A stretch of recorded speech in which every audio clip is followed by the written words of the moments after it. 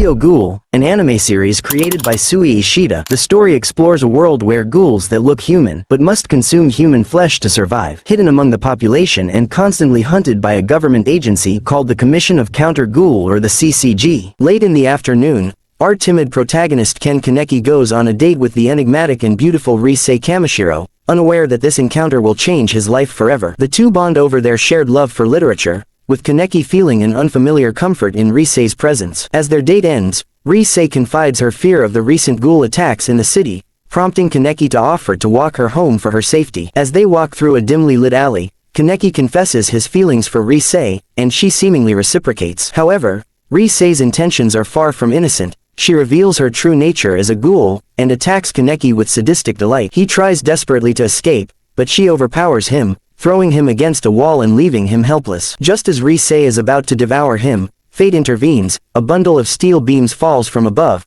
crushing Rise and saving Kaneki's life at the last possible moment. As Kaneki drifts in and out of consciousness, he hears the doctors discussing the procedure, unaware of the profound transformation taking place within him. When Kaneki awakens, he quickly discovers that he can no longer eat normal human food. Every attempt to eat results in violent rejection, and the news confirms his worst fears. Ghouls are unable to consume anything but human flesh. The horrifying realization dawns on him, and he has become the very monster he once feared. His best friend, Hideyoshi Nagachika, grows concerned about Kaneki's isolation, but Kaneki refuses any visitors. Wandering the city in a daze, Kaneki is tormented by the scent of human flesh all around him, struggling desperately to suppress his new, monstrous hunger.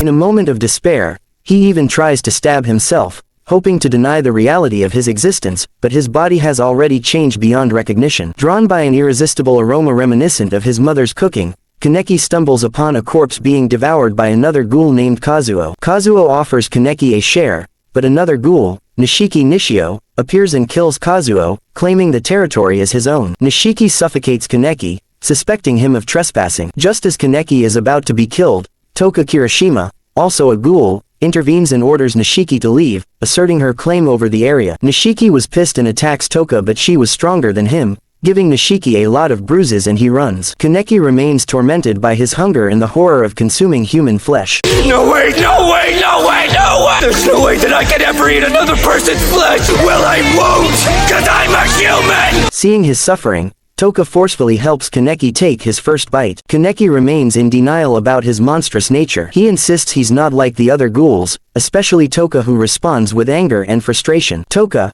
hardened by a life of suffering as a ghoul, can't sympathize with Kaneki's despair. To her, Kaneki's grief over his lost humanity is a luxury. She's been a ghoul since birth and never had a choice. She beats Kaneki, demanding to know what he thinks he is if not a monster, and reminds him that the hunger they endure is its own kind of hell. Their confrontation is interrupted by Kuzan Yoshimura, the gentle manager of Anteku Cafe. He stops Toka, inviting Kaneki inside and offering him coffee, the only thing, besides human flesh, that ghouls can enjoy. Kaneki hesitates, fearing it will taste horrible, but is surprised to find comfort in its warmth and flavor. Still, Yoshimura warns him that coffee alone can never satisfy a ghoul's hunger. He hands Kaneki an envelope, reassuring him that if he ever needs more of that, he shouldn't hesitate to ask. The next morning, Kaneki decides to return to university. His best friend, Hideyoshi, is overjoyed to see him back. Hideyoshi brings Kaneki along to Nishiki's office, but when they got to the door, Nishiki was having sex with a woman. The woman was terrified and ran away. Hideyoshi is searching for some data,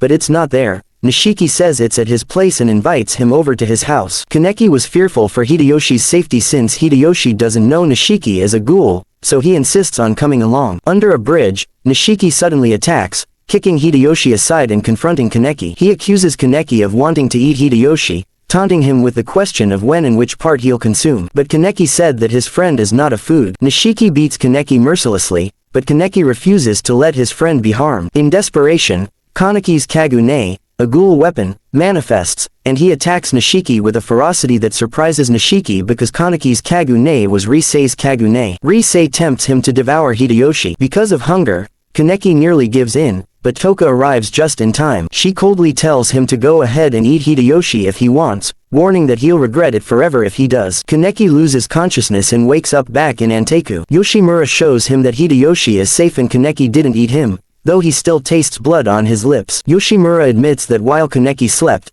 They fed him to keep his hunger at bay, otherwise, he might have killed his friend. Overwhelmed with guilt and loneliness, Kaneki breaks down, feeling like he doesn't belong in either world. But Yoshimura gently reassures him. As someone who is both human and ghoul, Kaneki can move between both worlds. He invites Kaneki to work at Anteku, promising that in time, Kaneki will find his own answers and decide for himself whether them are truly monsters. Kaneki accepts the offer and Yoshimura is gonna teach him to make their best coffee, while Hideyoshi overhears everything pretended to be unconscious. After Yoshimura taught Kaneki how to make coffee, Kaneki went downstairs to assist Toka with her work. Shortly after, Hideyoshi stopped by the cafe to thank Toka for her help, then promptly left. Toka warned Kaneki that Hideyoshi must never discover their ghoul identities, or they would have to kill him, leaving Kaneki on edge. Ryoko and Hinami Fueguchi, a mother and daughter, arrived at the cafe and sought out Yoshimura. Later, Yoshimura asked Kaneki to work a late shift, as Toka was busy with college exams. Kaneki initially refused, unwilling to kill humans because Yoshimura wants Kaneki to food shopping. Yoshimura reassured him that they acquire their food without killing. Intrigued, Kaneki questioned how they obtained their food,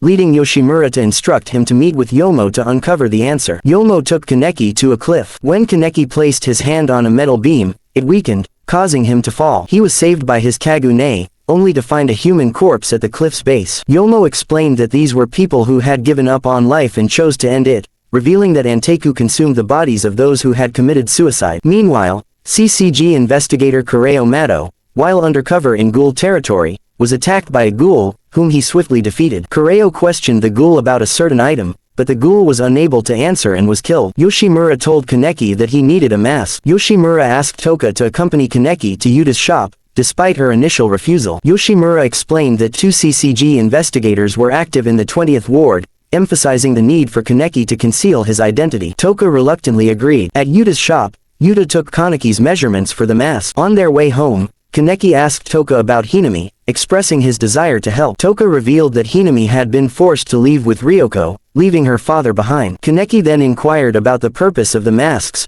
to which Toka replied that they were used to evade detection by CCG investigators. The CCG continued to eliminate ghouls who were ignorant about the item they were seeking. Kaneki attempted to speak with Hinami, but she was eating, which startled him, so he left. Koma provided Kaneki with coffee to give to Hinami, as a means for Kaneki to apologize for intruding on her private space. Kaneki delivered the coffee and apologized. As Kaneki was about to leave, Hinami asked him what he truly was, and Kaneki responded that he was both human and ghoul. Sharing a love for literature, the two found common ground and bond together. Tsukiyama went to Anteku and noticed Kaneki there, but he left shortly after. Despite this, Tsukiyama became interested in Kaneki. Toka warned Kaneki to be careful around Tsukiyama because he was a dangerous person. At school, while Kaneki was reading, Tsukiyama approached him and they talked about books and Rizz. Tsukiyama invited Kaneki to have coffee with him the next day. Even though Toka warned Kaneki, he agreed to go. After Kaneki's shift, Yomo wanted to talk to him. They went to a secluded place where Yomo told Kaneki that since there was a CCG investigator roaming the 20th ward, Kaneki needed to protect himself. Yomo attacked Kaneki and easily knocked him down, then suggested that from now on, Kaneki would train with him after work. Afterward, Yomo took Kaneki to his friend Atori, who had something to tell Kaneki. Atori gave Kaneki some blood and threw it in his face so Kaneki could see that he was truly a one-eyed ghoul. Atori apologized and instead gave Kaneki coffee. Atori wondered if other one-eyed ghouls in the 20th ward were like Kaneki, which surprised Kaneki and made him curious about his half-ghoul peers. Atori asked Kaneki what he thought would happen if a human and a ghoul fell in love. Kaneki guessed their child might be half-ghoul and half-human. Atori said such children usually die because humans and ghouls are incompatible, but a small percentage survive, like Kaneki himself. Atori added that half-breed ghouls are stronger than full-breed ghouls, but their ghoul eye is on the right side, unlike Kaneki's, which is on the left. Kaneki asked Atori if he knew anything about Rizz because he had no information about her after recent events. Atori said Rizz was always causing trouble and that her death was a mystery. Kaneki thought it was an accident, but Atori said there are some rumors that someone was on top of the building when Rizz died, though they didn't know if it was true. The next morning, Kaneki met Tsukiyama and asked what kind of things he and Rizz used to talk about. Tsukiyama said they talked about literature and fine dinings. However, he remembered how Rizz insulted his taste in food, which made him break his cup. Kaneki tried to help Tsukiyama but got hurt. Tsukiyama told Kaneki about a place Rizz often visited, and Kaneki agreed to go with him. Kaneki's wound stopped bleeding, so Tsukiyama took his handkerchief, even though it still had Kaneki's blood on it. In the bathroom, Tsukiyama became obsessed with Kaneki and smelled his blood. Kaneki arrived at the place Rizz used to visit and the maid gave him coffee. He asked the maid where Tsukiyama was, but she didn't answer and left. Suddenly, the room darkened, and Kaneki didn't realize Tsukiyama had taken him to an auction hall. He realized he was trapped and forced to fight Taro. Kaneki ran from Taro until he was cornered. He dodged Taro's repeated slashes, almost getting cut. Kaneki tried to kick Taro, but it had no effect. Tsukiyama waited for Kaneki to use his Kagune. Kaneki slipped on spilled blood and Taro kicked him away. Taro was delighted and strangled Kaneki tightly, but Kaneki used his strength to break free and punch Taro. The crowd was shocked to see Kaneki as a one-eyed ghoul, as well as Tsukiyama. Taro stood up, intending to kill Kaneki, but Tsukiyama stabbed Taro in the back. Tsukiyama apologized for bringing Kaneki there and he finished Taro because he didn't want Kaneki, who was a legend, to be wasted. Tsukiyama apologized to Kaneki and told him to forget what had happened. As Kaneki was walking, he noticed Nishiki being beaten up. Unable to ignore the situation, he rushed in to help, especially since the attackers were going too far. A man tried to stop Kaneki, saying they were going to eat Nishiki because they were ghouls too. Kaneki skillfully dodged their punches and kicks, and to his own surprise, he managed to knock the man down. Even he couldn't believe he had actually defeated him. Kaneki helped Nishiki return home. When they arrived, Kimi was visibly worried. Nishiki often came home injured, and it broke her heart. She was angry at Kaneki, still remembering how he had stabbed Nishiki before, but Nishiki told her to let it go and went to sleep. Kaneki asked Kimi why she was with a ghoul even though she was human. Kimi quietly replied that she loved Nishiki. She admitted that even though he hurt others and killed people to survive,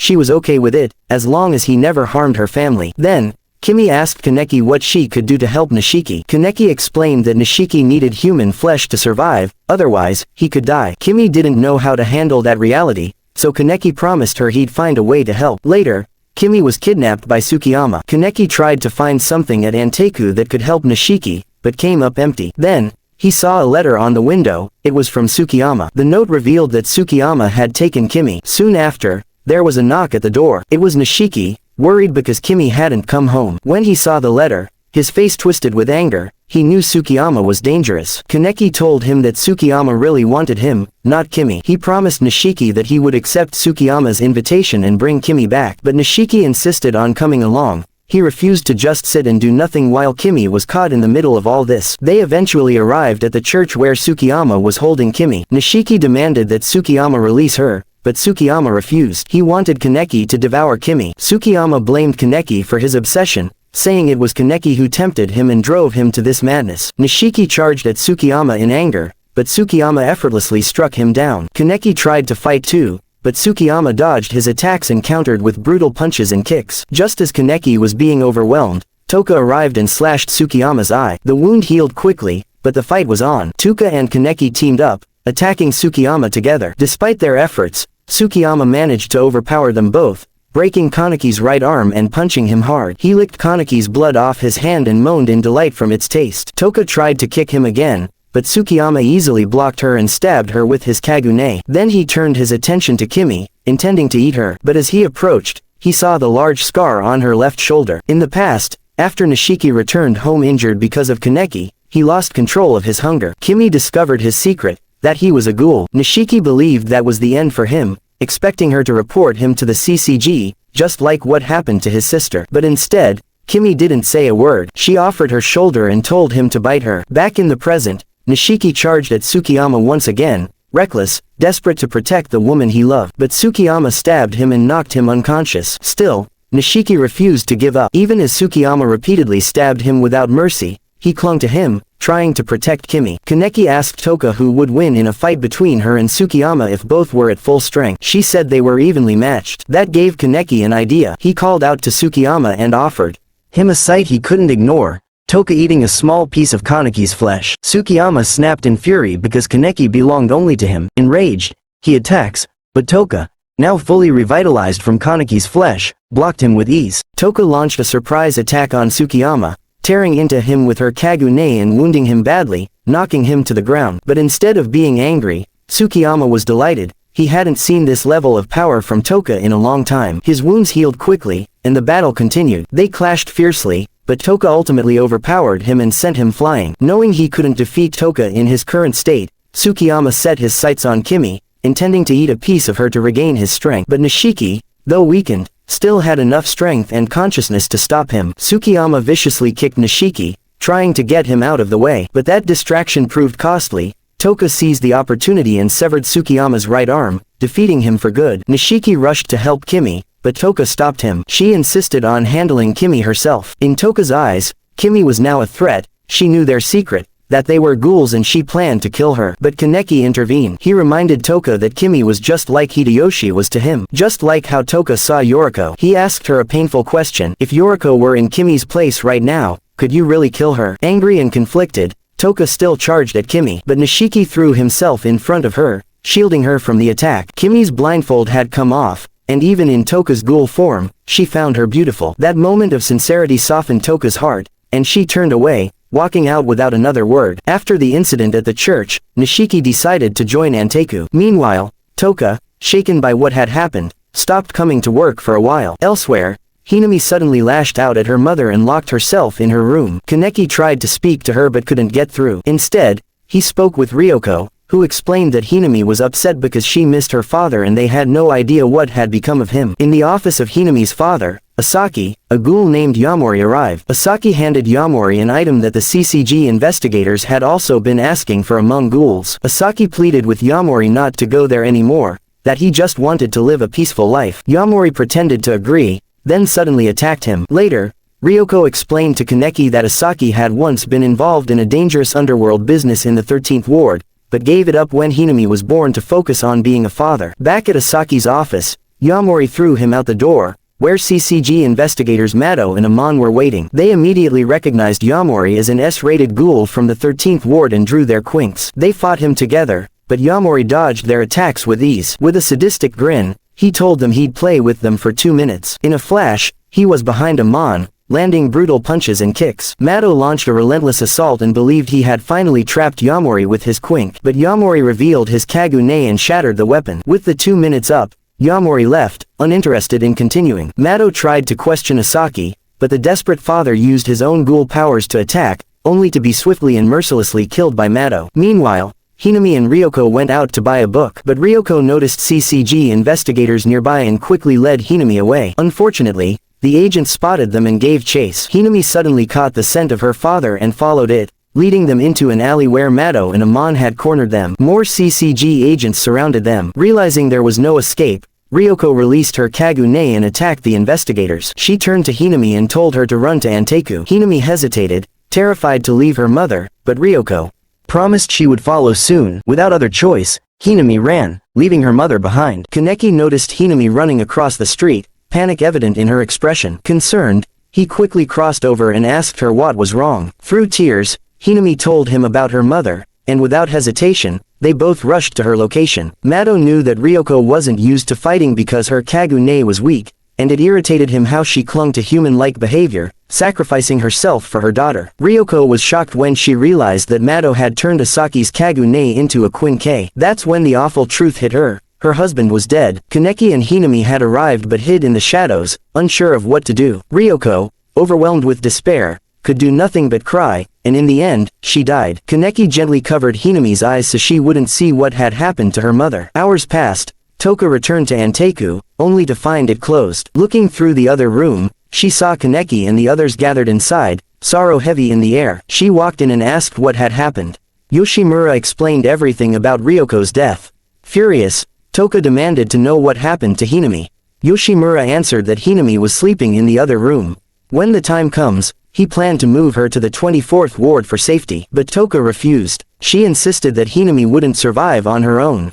In her rage, she suggested they start killing the CCG investigators one by one. Yomo calmly disagreed, explaining that even if they killed the CCG in the 20th ward now, more would simply come to replace them, and eventually, they'd all be hunted down. Kaneki blamed himself for everything that happened. Unable to accept Ryoko's death, Toka ambushed the CCG investigators. She killed Kusaba and nearly finished off Nakajima, but Amon arrived just in time to save him. Toka kicked Amon, sending him sprawling. She unleashed her Kagune, cornering Amon with fierce speed. That's when Mado appeared. Toka dodged Mado's Quinque with furious precision. Mado, taunting her, spoke cruelly about Ryoko, knowing she had been Toka's friend. Enraged, Toka attacked with everything she had, but Mado evaded her blows. While fending her off, Mado explained to Amon that ghouls with Ukaku, Kagune tend to rely on speed and rapid attacks, but their stamina is poor. If the battle dragged on, they would quickly grow weaker. Eventually, Mado knocked Toka to the ground and demanded to know where Ryoko's daughter was, intending to kill her too. Toka, enraged, charged recklessly and was wounded by Mado. Still, she managed to escape, his Quin K unable to reach her. Later, Kaneki heard a noise in the kitchen. It was Toka, battered and bleeding. Yoshimura asked if she had fought the CCG. Kaneki wanted to help her, but Yoshimura held him back, saying she had disobeyed them. Toka left, but Kaneki couldn't let it go. He followed her, insisting on treating her wounds. She resisted, but Kaneki pleaded. He didn't want to be someone who stood by and did nothing while others suffered. Mado and Amon were headed toward the water tunnel, as Mado's instincts told him that Toka and Hinami would go there. Meanwhile, Hinami sensed something outside, her nose picking up a familiar scent. Toka also heard a noise from Hinami's room and rushed there, only to find the window open and Hinami already gone. Kaneki and Toka immediately set out to search for Hinami. Hinami, now in the water tunnel, discovered a bag. When she opened it and realized what was inside, she screamed loudly in shock and horror. Kaneki and Toka heard her scream and rushed to the scene, only to find Amon already chasing after Toka. Kaneki intervened to stop Amon from getting to her. Toka spotted Hinami, who was in tears. Toka asked what happened, and Hinami replied that the bag contained her mother. Toka was stunned. She told Hinami that they needed to leave immediately, but Hinami refused. She still wanted to go to her mother. Then they heard footsteps and it was Mado. Mado was the one who had placed the dismembered remains of Hinami's mother in the bag. Enraged, Toka transformed and prepared for battle. Kaneki continued to struggle with Amon, trying to keep him from reaching Toka and Hinami, but he was overpowered. Meanwhile, Toka and Mado clashed. Toka used her speed to tangle Mado's Quin K into the surroundings, creating an opening to gain the upper hand. Both Amon and Toka fought with heavy hearts, Amon grieving for his partner Kusaba, and Toka mourning Ryoko. Amon blamed the ghouls for the world's suffering, while Toka blamed the CCG investigators. As Toka prepared to finish Mado, he revealed that he had turned Ryoko's Kagune into a Quin K and used it to push Toka back. Hinami was shocked to see her mother's Kagune used as a weapon. Kaneki, lying on the ground, questioned the world around him. Are ghouls truly the problem? Was there any logical reason Ryoko had to die? From what he had seen, ghouls feel emotions just like humans, they're not so different. But humans didn't understand that. Only Kaneki could see both sides, because he was both human and ghoul. Kaneki tried to explain to Amon that it wasn't only ghouls who were at fault, humans shared the blame too. While some ghouls had chosen a dark path, others had not. They needed to understand one another. Amon couldn't comprehend what Kaneki was saying, so Kaneki resolved to show him. Mado had Toka pinned, and he was about to take Hinami too. Kaneki stopped resisting Amon and allowed himself to be beaten, unable to find the strength to make Amon understand. But then, Kaneki activated his ghoul powers, biting Amon's right shoulder. Even though he had tasted human flesh, Kaneki retained control. He unleashed his Kagune and fought back. Amon realized that Kaneki was targeting his Quin K, and Kaneki managed to destroy it. Despite losing his weapon, Amon refused to back down. Kaneki pleaded with him to run. He was close to losing control, but Amon persisted, and Kaneki inflicted a deep wound on him. Still, Kaneki begged, not wanting to become a killer. Mado was about to kill Toka using Asaki's Kagune, but suddenly, Hinami's Kagune emerged. She severed Mado's right arm. Mado was thrilled. Hinami had inherited both her mother's and father's Kagune, and that only made him want her more. But Hinami countered his attacks, slicing one of his legs. Toka urged her to finish Mado, but Hinami refused. She didn't care about revenge. Mado stood again, determined to kill Hinami, but Toka finished him off. Elsewhere, Amon was confused. Why had Kaneki let him go? Kaneki, now losing control and acting like Rizz, attacked Yomo without realizing it was him. Yomo, understanding why Yoshimura had taken an interest in Kaneki, wanted to see what the boy would become. He calmed Kaneki down and gave him food, helping him regain control. Later, Toka removed Mado's gloves and was surprised to find a ring on his finger. Kaneki and Yomo arrived where Toka and Hinami were, and they all left together. Amon found Mado's lifeless body, and overcome with grief, he cried out in anguish. After everything that happened, Hinami stayed with Toka for a while, and little by little, her energy began to return. Life slowly started to feel normal again. Meanwhile, Kaneki went to Atori's bar to talk. He opened up about losing control and accidentally stabbing Yomo because of Rizz. Haunted by what happened, Kaneki was desperate for information about her, but even Atori didn't know much. All she could do was suggest he look into the 11th ward, Riz's original home before she moved to the 20th ward. Koma and Nishiki discussed how things had taken a dark turn in the 11th ward. Yomo had warned them that ghouls there were banding together to take on the CCG, and a war might begin. Toka, on the other hand, was quietly struggling with guilt because he killed Mado, who had a family. The group known as Aogiri Tree launched a brutal attack on one of the CCG's branch offices. A CCG investigator managed to inform Special Class Investigator Atsuki Marude about the assault, but was killed shortly after delivering the news. Back at Anteiku, a group of ghouls arrived, led by Banjo Kazuichi. They were looking for Yoshimura, but Kaneki calmly told them that he wasn't there. Toka stepped in, trying to defuse the tension, and told them that if they weren't there for a fight, they should sit down and order some coffee. Left with no choice, Banjo complied, and they began to talk. Kaneki asked what Banjo wanted from Yoshimura, offering to relay any message himself. Banjo also wanted to know if they knew Rise. He revealed he was from the 11th ward and had known Rise when she still lived there. Suddenly, Banjo caught a familiar scent. Kaneki smelled just like Rise. Confused and jealous, he asked if Kaneki was Rise's boyfriend. Overcome with emotion, Banjo started throwing punches, but Kaneki headbutted him and knocked him out cold. Meanwhile, the CCG held an emergency meeting. Marude announced grim news: the 11th ward branch had been wiped out. Not a single soul had survived the attack. A few hours later, Banjo regained consciousness. Embarrassed and regretful, he apologized to Kaneki for jumping to conclusions. He asked if Kaneki knew where Rise was now. Kaneki, hiding the truth, told him Rise had already left the 20th ward. Banjo understood, but he had one request: if Kaneki ever saw Rise again, tell her to run. Banjo then shared a disturbing story. Months ago, a gang of ghouls calling themselves Aogiri Tree appeared in the 11th ward. After wiping out every other ghoul faction, they turned their attention to the CCG. Banjo didn't know why they were searching for Rise, but he was certain it couldn't be for anything good. He warned Kaneki, they would be coming to the 20th ward next. If they didn't leave, they'd all die. Just then, Ayato Kirishima, Toka's younger brother, showed up and kicked Banjo without warning. Yamori and Nico also entered Anteiku, which surprised Banjo. He tried to tell Yamori that Rise wasn't there, but Yamori ignored him and smashed a chair into his face. Yamori had caught Rise's scent on Kaneki and realized he was the one they wanted. As they moved to take Kaneki, Toka lashed out, kicking Yamori to protect him, but Yamori was too strong.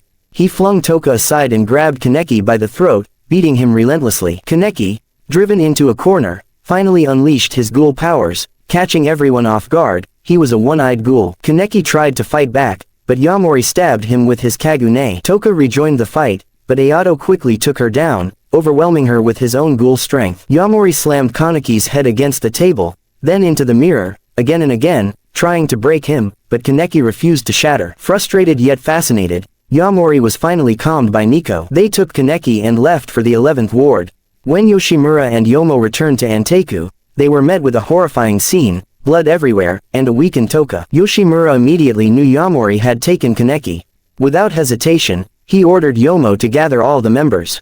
Anteiku would temporarily close. When everyone had assembled, Yoshimura delivered grim news: they might never see Kaneki again. His words shocked Toka, and Nishiki didn't understand what he meant. Yoshimura explained that Aogiri Tree was made up of elite, battle-hardened ghouls. Rescuing Kaneki from their hideout would be nearly impossible. And they couldn't forget the CCG. He was certain they'd be sending reinforcements to crush Aogiri Tree. Any attempt to save Kaneki would put all of them at extreme risk. Despite the danger, Toka, Hinami, and Nishiki insisted they wanted to rescue him. Yoshimura admitted he wanted to help Kaneki too. He had only warned them so they would understand. He couldn't guarantee anyone's safety. Yoshimura brought in Tsukiyama too because he wants to rescue Kaneki. Toka refused to let Tsukiyama join the mission, but Yoshimura argued that their chances of successfully rescuing Kaneki would increase if Tsukiyama came along. Still, Toka was reluctant. She suspected Tsukiyama wanted to eat Kaneki. However, Yomo assured her that he would take full responsibility for keeping Tsukiyama in check. Yoshimura then asked about the CCG's movements. Yomo informed him that the CCG was ready to launch their attack after the all civilians had been evacuated. Meanwhile, Kaneki finally woke up. He was in Yamori's room, chained and helpless. As the CCG mobilized, Yamori began torturing Kaneki.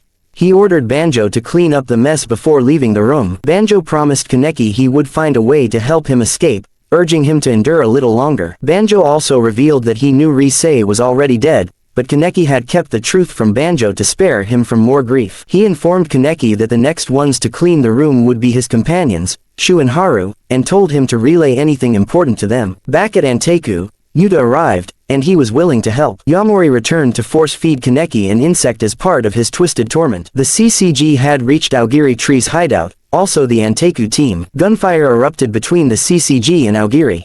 However, Marude noticed that they were being overwhelmed. Aogiris were using their Kagune as shields, rendering CCG bullets nearly useless. In a show of determination, Marude personally entered the battlefield, swiftly taking down multiple ghouls, impressing many of the CCG officers. Meanwhile, Suzuya commandeered Marude's beloved motorbike to charge directly at the enemy lines. Marude was devastated, even brought to tears over his bike, but Suzuya's daring move cleared the path. They could now enter the building. Marude quickly ordered the rest of the team to storm in, his heart still aching for his ruined motorcycle. In secret, the Anteku group made their way up the building, silently eliminating Aogiri members. Amon finally encountered Toka, seeking revenge for Mado's death.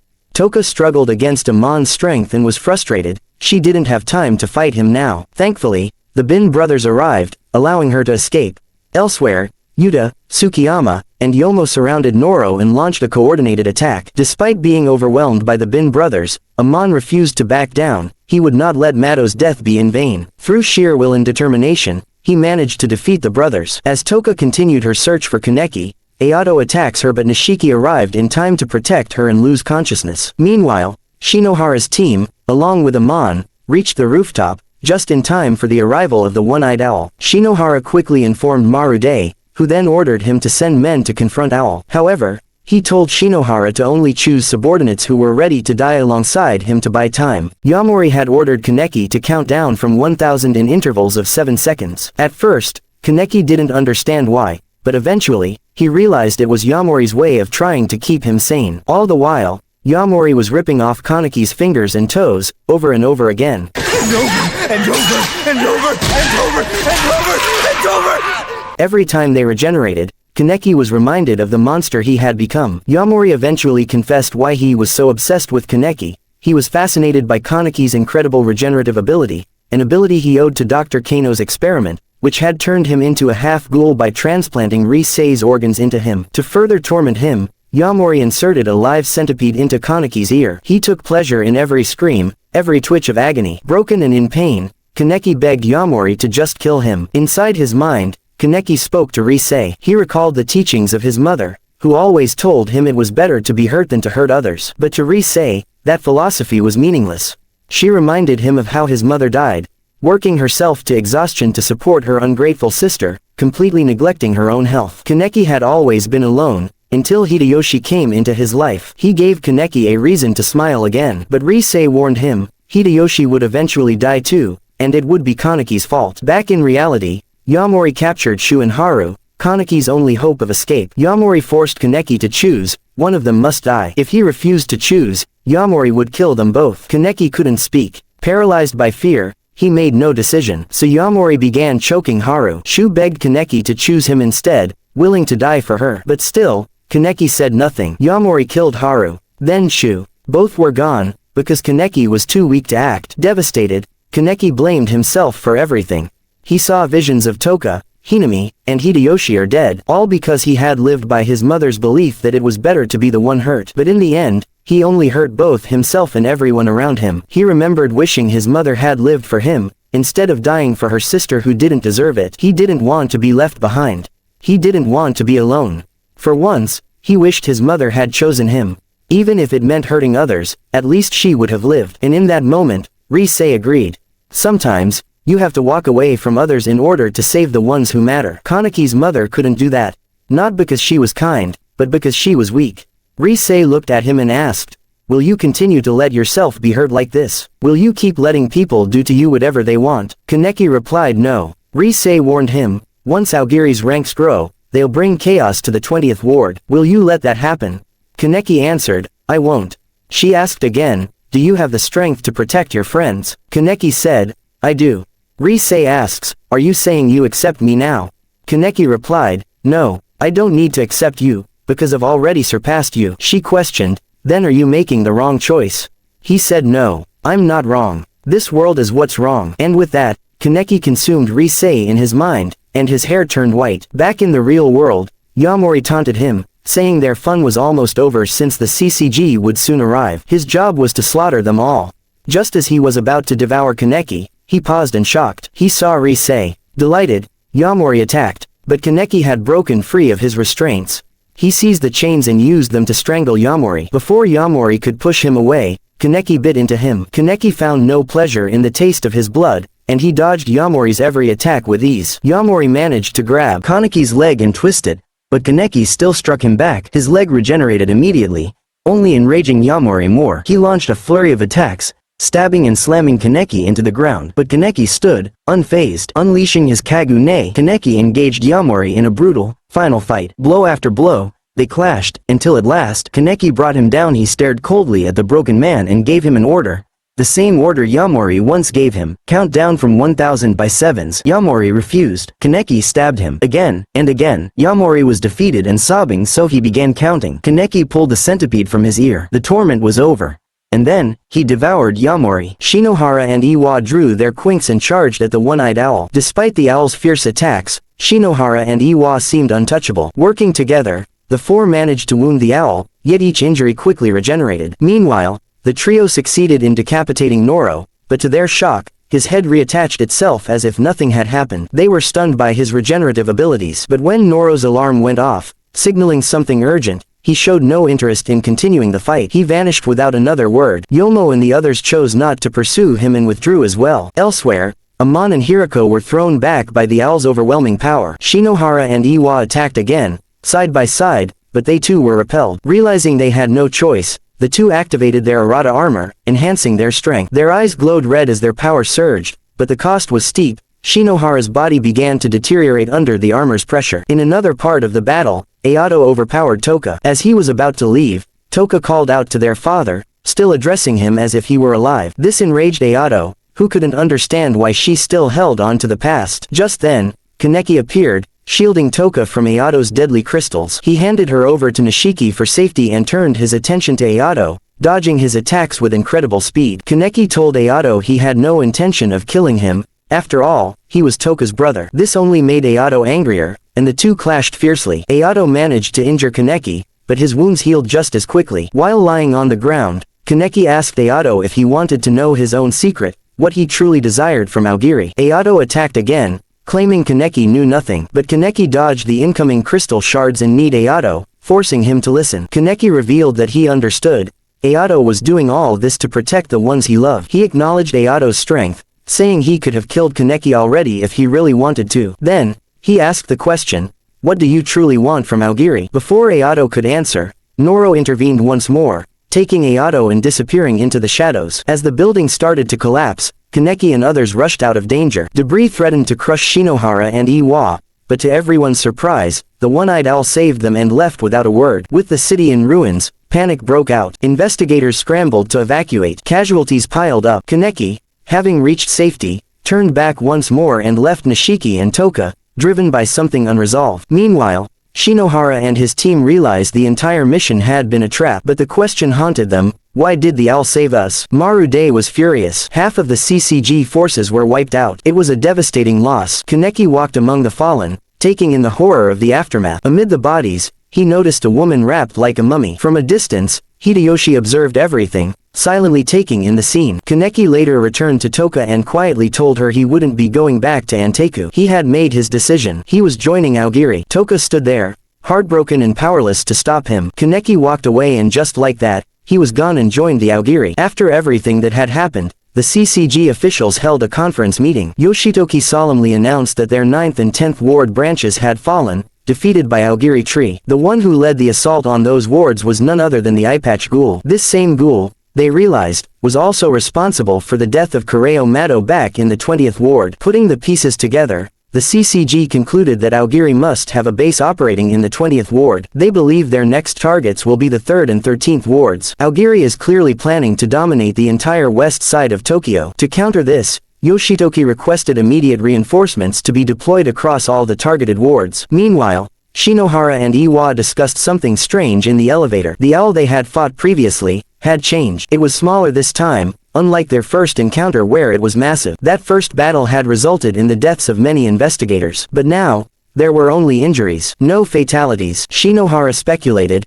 could it be that the owl had shrunk with age? In the middle of all this, Hideyoshi Nagachika now works as a letter courier for the CCG. He delivered a message to Shinohara, perhaps something more than just written words. Amon later visited the grave of his late partner, Kureo Mado. There, someone unexpectedly appeared, a woman who introduced herself as Mado's daughter. Her name was Akira Mado, and she told Amon that she would be his new partner. Back at the office, investigator Takizawa couldn't hide his frustration. Why, of all places, was Akira assigned to the 20th ward? They had been classmates at the academy. Akira was the top of their class, while Takizawa was always second. Later, Shinohara gathered his team in the 20th ward and briefed them on what was discussed at the conference. Akira then offered her insight. She theorized that another ghoul organization might be hiding in the 20th ward, one that opposes Aogiri Tree itself. Aogiri Tree, led by Kaneki and Ayato, launched a trap against the CCG forces stationed in the 23rd ward. Amid the fierce clash, Kaneki was confronted by the twin siblings, Shiro and Kuro. But instead of a brutal fight,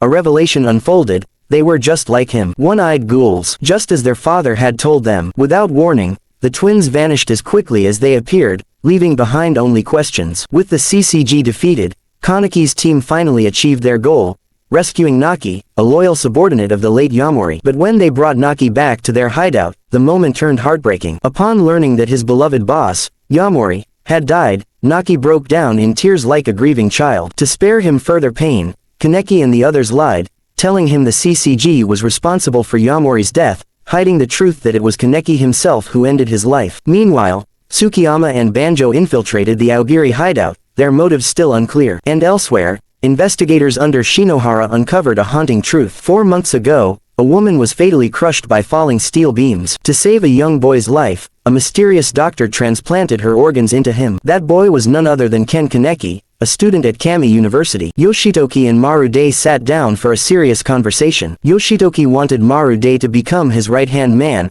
and after some thought, Marude agreed. Together, they discussed a plan. They needed information about the owl, and their only lead was a ghoul known by the nickname, Priest. That ghoul was Donato Porpora, a foster father to Amon. But Donato was no ordinary ghoul. In Amon's past, Donato had devoured all of Amon's foster brothers and sisters, sparing only him. Amon made his way to the ghoul detention center, Cochlea, determined to confront the monster from his past. He asked Donato what he knew about the Aogiri tree and the owl, but Donato claimed he knew nothing. Amon knew then, his trip there had been a waste. Just as he was about to leave, the alarms blared. Akira informed him that the Aogiri tree was attacking. Meanwhile, Hoji contacted Shinohara to alert him of the raid in the Cochlea and the presence of Akira and Amon there. Without wasting a second, Shinohara hit the gas to accelerate. Inside Cochlea, chaos erupted. Aogiri clashed violently with the CCG, freeing several dangerous ghouls to fight alongside them. A heavy steel barrier began to close between the floors, but Kaneki rushed in to stop it from sealing off the lower level. Ayato descended and began slaughtering CCG officers. Kyoji managed to capture Totaro with his Quin K and thought he had dealt a fatal blow,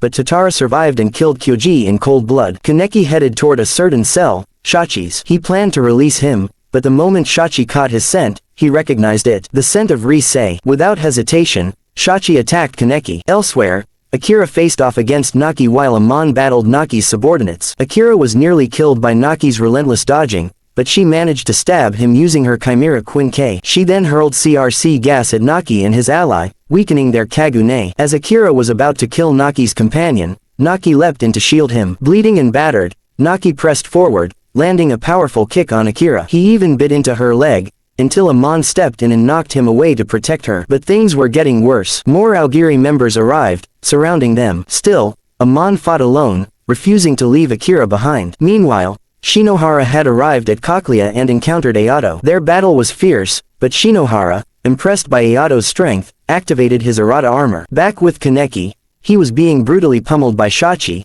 used like a living punching bag. Just as Shachi was about to finish him, the leader of Aogiri appeared and stopped him. She asked a haunting question to Shachi, "Do you want to see Rizz again?" Kaneki, broken and despairing at his weakness, underwent a transformation. Fueled by grief and pain, his Kagune began to change, taking on a new monstrous form. The twin ghouls, Kuro and Shiro, ganged up on Suzuya in a relentless assault. Working together, they managed to knock Suzuya's Quin K out of his hands. It looked like the end. They were ready to finish him off. But Suzuya wasn't done yet. With a flash of movement, he stabbed Kuro straight through her left eye. Yet she didn't flinch. Kuro told him it was nothing, it would heal. Meanwhile, Ayato and Shinohara were still locked in an intense battle. Shinohara managed to land a clean slash on Ayato. Back with the twins, Suzuya danced through their attacks with eerie agility. He began slicing and stabbing Kuro repeatedly, treating the fight like a cruel game. Suzuya was playing with them, and he was winning. Eventually, he slashed Kuro one last time, and she collapsed. Shiro,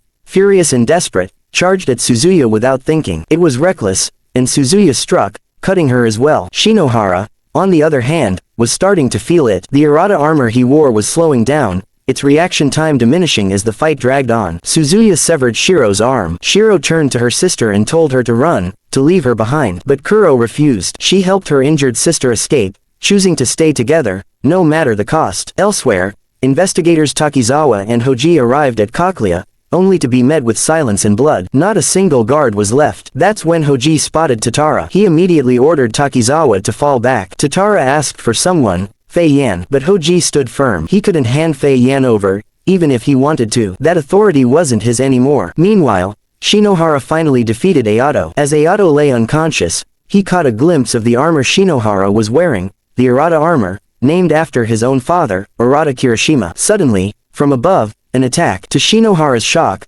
Kaneki was wielding a Kakuja, a rare and deadly form of Kagune. Elsewhere, Amon and Akira encountered Kuro and Shiro. The twins froze at the sight of Amon. He had once been their teacher. Overcome with fear and memories, the two fled. Amon let them go, confused and disturbed. How were humans turning into ghouls? He wondered. Back in the battle, Kaneki and Shinohara clashed. Despite the strength of the Arata armor, Kaneki was powerful enough to match it, even overwhelm it. Still, Shinohara managed to cut him, but Kaneki rose again. He appeared behind Shinohara in an instant and tore into him, landing a devastating blow. Elsewhere, Hoji continued fighting Tatara when the alarms blared and CRC gas flooded the area. Tatara, recognizing the danger, withdrew from the battle without a word. Then came the most horrifying sight. Amon stumbled upon Kaneki, feasting on Shinohara, his mentor, his comrade. Amon's rage boiled over, and he attacked. Through clenched teeth and heavy strikes, Amon demanded answers. Why didn't you kill me back then, Kaneki? Kaneki didn't reply. He couldn't. His mind was no longer his own. As Amon hacked away at Kaneki's monstrous Kakuja, the boy inside the beast finally stirred. Tears filled Kaneki's eyes. Through trembling lips, he cried out, I don't want to eat anymore. Just then, the owl descended from above. Akira's eyes widened in disbelief and anger. The owl took Ayato and Kaneki, and disappeared. Despite everything, Shinohara survived. He was placed under medical care and was resting in the hospital for a few days. It turned out that during their battle, Kaneki had only been consuming the Arata armor. Amon later asked Shinohara if the Eyepatch Ghoul was a Kakuja. Shinohara replied that he was a half Kakuja and warned Amon that Eyepatch was extremely dangerous. Back at the Aogiri hideout, Kaneki struggled to control his Kakuja. The power was overwhelming and slowly consuming him. Meanwhile, Amon, Akira, and Takizawa went out to eat. But Takizawa soon returned to the office to finish an unfinished report. Once he left, Akira opened up to Amon. She revealed something painful. It was the owl who had killed her mother. Her father had devoted his life to avenging her death, but he was killed by Toka. Akira's voice trembled with anger as she turned to Amon. She blamed him. Where were you when my father needed you? You should have helped him. You should have saved him. You killed my father. Amon didn't argue. He accepted her words with guilt heavy in his heart. He spoke. I killed your father. The memories came rushing back, haunting him. Memories of being too weak, too late. He admitted that he couldn't save Mado back then because he simply wasn't strong enough. But now, he swore to protect Akira with everything he had. No matter what happened, he would not let her be hurt again. Tsukiyama went to Anteku to inform Yoshimura that Kaneki had been engaging in serial cannibalism in an attempt to become a Kakuja. Concerned, Yoshimura asked Tsukiyama if he could continue gathering information for him. Tsukiyama agreed without hesitation. He was already planning to do so. Meanwhile, Sen Takatsuki visited the CCG under the pretense of being a novelist researching ghouls for her writing. She interviewed Shinohara and subtly brought up the possibility of creating artificial ghouls. Confused, Shinohara asked what she meant.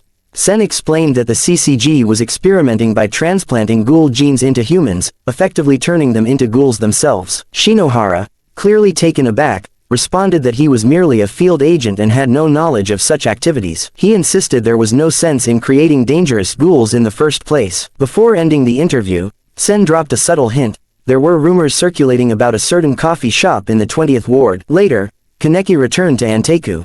Not long after, Hinami arrived as well. Roma informed her that Kaneki was here, speaking with Yoshimura. Hinami rushed to find Toka and urgently told her that Kaneki had come back. Without wasting a second, Toka ran straight to Anteku, but by the time she got there, Kaneki was already gone. Refusing to give up, Toka chased after him and finally caught up to him on an overpass. There, Kaneki told her that Yoshimura wanted him to return to Anteku, but he was conflicted. He said he needed to grow stronger to protect the people he cared about, which is why he joined Aogiri. Toka was visibly upset. She told him that despite what he claimed, everything he was doing seemed more about protecting himself than anyone else. Kaneki tried to explain that as long as someone was beside Toka, he could find peace, but she wasn't having it. Frustrated, she punched him, calling him out for playing the tragic hero. She demanded to know how he could possibly protect others when he couldn't even protect himself. She reminded him harshly that no one was waiting for him at Anteku. Toka continued to hit him, tears of anger and sadness in her eyes, asking, "Why did you have to end up like this?" Then, she walked away. Later on, Kaya informed Yoshimura that CCG investigators had paid them a visit. Shinohara had specifically requested to speak with Yoshimura. During their conversation, Shinohara brought up Kaneki and asked if Yoshimura knew what he was doing now. Yoshimura, calm yet heavy-hearted, replied that they hadn't heard from Kaneki in 2 months. He also revealed that Kaneki had undergone organ transplantation, and he was certain that Kaneki was in a dire state. After that, Shinohara and Suzuya left Anteku. Back in their conversation, Yoshimura wanted to tell Kaneki the truth about the owl. Yoshimura began to share his past. In order to survive, he consumed both humans and ghouls. He even killed his own friends. His name, his story, it spread like wildfire. Eventually, an organization took interest in him. They enlisted him to fight for their cause. Unknowingly, he followed their orders, killing both humans and ghouls alike. Killing became his profession. But in time, Yoshimura realized, the organization wasn't the right path for him. One day, in an old, quiet coffee shop, he met someone, a woman, special, someone different. He had always kept his heart closed to others, but for some reason, she was the exception. When she discovered the truth about who he was prepared to kill her. But instead of fear, she embraced him. She accepted him, entirely. They had a child together. And for a short while, they were truly happy. But happiness, for someone like him, was never meant to last. The organization he once worked for came after them. They targeted him, and his wife, Ukina, was killed. To protect their child, he left her behind. Days turned into years, and then, the owl appeared. The terrifying one-eyed ghoul, hated by the world, was his own child. After Toka, Hinami, and Yomo left Anteku, CCG investigators surrounded the cafe. Shinohara walked in and ordered a cup of coffee. Yoshimura sat beside him. They exchanged only a few words. And once Shinohara finished his drink, he quietly left. Yoshimura knew what was coming. As a final act, Kaya and Koma burned all the documents containing their members' identities, so no one else would be put in danger. Later, Yoshitoki and Marude requested permission to the superior to initiate an extermination mission. Their target, the owl. Their battlefield was on Anteku. News had already reached Kaneki and Toka. Civilians were being evacuated from the 20th ward. The area was completely sealed off. Yoshitoki had mobilized every available force, and the CCG was slowly closing in on Anteku. Masked and ready, Kaya and Koma emerged.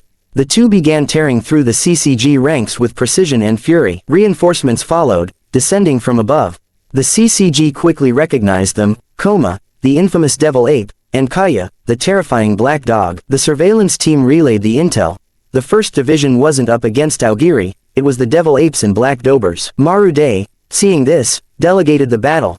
Hachikawa would take on the black dobers, while Mogen would handle the devil apes. Despite their overwhelming force, the CCG couldn't keep up. The devil apes were relentless, until Mogen arrived and unleashed a devastating blast. Koma's comrades were wiped out in an instant. He alone survived. Elsewhere, Hachikawa used his yellow crystals to bring down the black dobers. Kaya was the last one standing. At the heart of it all stood Kuzan, just meters away from Yoshitoki. He transformed, revealing his true form, the owl. Toka wanted to help, to fight alongside Anteku. But Yomo stopped her. This fight, Koma, Kaya, Kuzan, it was their punishment. No matter how much they had changed, the sins of their past remained. They had taken too many lives. But Toka said she had taken lives too. She deserved to be punished just like them. Yomo could no longer stop her. She ran. Kaneki also decided to join the battle. Behind him stood Nishiki, who reassured him. Hinami and Toka were safe. Yomo had taken them to a secure place. Nishiki said something that hit hard. The lives they cherished could vanish in an instant. When Kaneki asked what he planned to do, Nishiki replied, "Of course I'll run. If I die now, then the deaths of Kuzan and the others would mean nothing." Suddenly, Tsukiyama arrived. He refused to let Kaneki fight the CCG. They were too many, and if something happened to Kaneki, he wouldn't know what to do. Kaneki, calm but resolved, said he understood the risks. But Tsukiyama snapped. Furious, desperate, he lunged at Kaneki. "What am I supposed to do if you disappear?"